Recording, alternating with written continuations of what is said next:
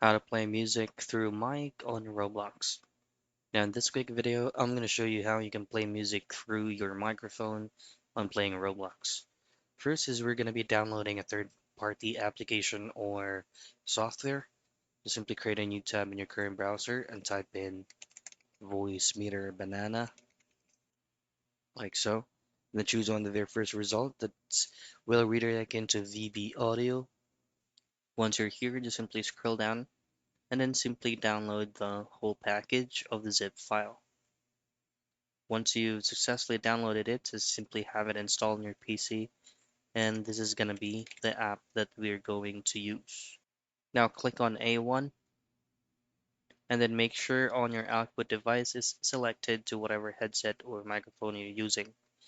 You also have to make sure that the input source that you have here will also match on the VV meter banana audio you're using. Going back into your Roblox game, you just need to go into your Roblox settings and then change the output into a VB banana meter audio.